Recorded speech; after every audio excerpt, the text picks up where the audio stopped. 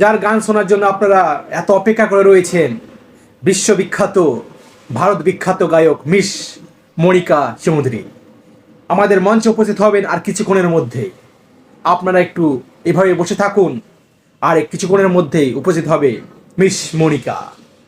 মঞ্চে উপস্থিত হতে চলেছে সারেগামাপা খ্যাত, ইন্ডিয়ান আইডল খ্যাত, Hindi Bangla popular Bollywood song singer বিশ্ববিখ্যাত মিস মনিকা।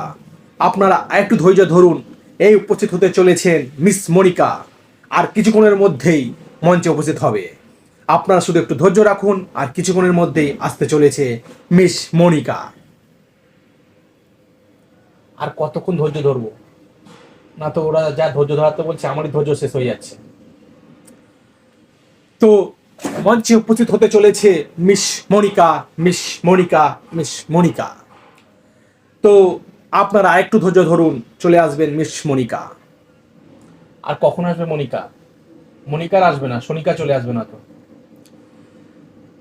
আপনারা যেমনভাবে ধৈর্য ধরে রেখেছেন সেভাবে ধৈর্য রেখে রাখুন।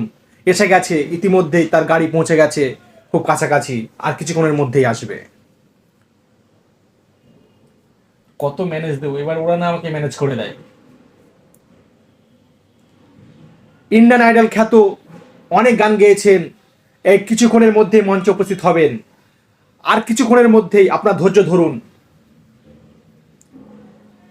আপনার ধৈর্য ধরুন, চেলাবেন না। মঞ্চে উপস্থিত হতে চলেছেন মিস মনিকা।